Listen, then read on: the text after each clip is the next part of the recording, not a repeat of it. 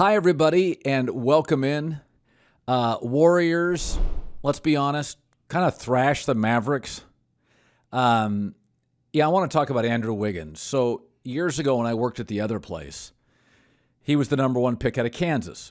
Very skinny, his Canadian background, parents were very athletic.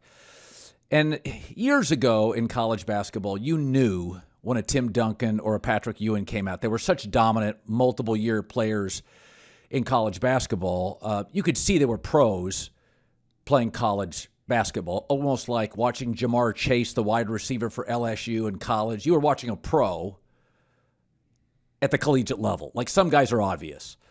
Chase Young for Ohio State was a pro, just happened to be, not eligible for the National Football League. But in this last 15 to 20 years, you'll see guys that are super talented, but you really don't know. If they're 18, they're 19. And I remember saying about Andrew Wiggins, he can't bust. And a friend of mine who's a scout said, be careful. You just don't know with these guys. Like, they may get into this league. So he comes in with Minnesota. I don't watch a lot of T-Wolves games.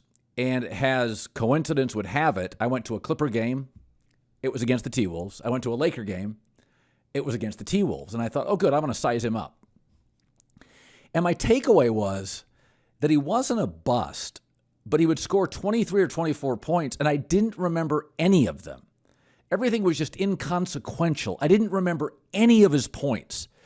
And I remember I had a couple friends, one of my friends in radio, Scott Shapiro, was from Minnesota, and I would be like, I just don't get it. He's like, just be patient. And like by the third year, I'm like, I don't remember a single basket of his career. And then he goes to the Warriors. And what you found out with Wiggins pretty quickly was he's not an alpha. He's not a one. He doesn't like the pressure. He's a one talent, but he's not a one mindset. And the longer he was in Minnesota, you started questioning whether he was a two. So he goes to Golden State eventually. And his game is the opposite of Minnesota. I remember every basket. Everything matters. Everything is perfectly timed. Forget just the dunks.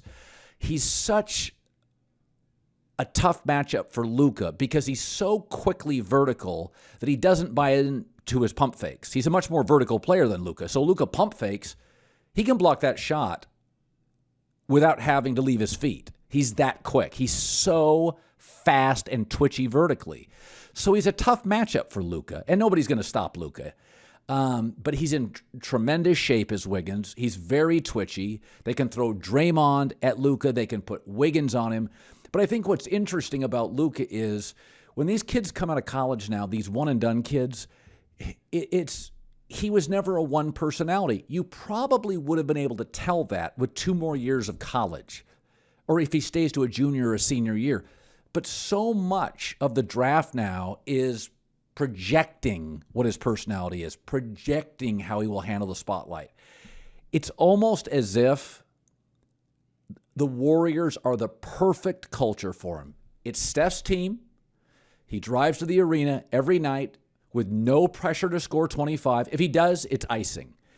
He doesn't even have to be the two. He doesn't have to be the soul of the team. He doesn't have to be the number one defender. Dre can do that. Dre can do that. He doesn't have to be a catalyst on either end of the floor. And I think that's his personality. When the pressure's not on and he can just play and give you his defense, his athletic ability. He got a nice stroke. That dunk he did tonight, maybe it's not Dr. J rocked the cradle at the Spectrum against Michael Cooper. That's a top 10 playoff dunk. That thing was a poster. And I just think when Wiggins came over to the Warriors, we all looked at him as a trade piece. Yeah, they'll move off him.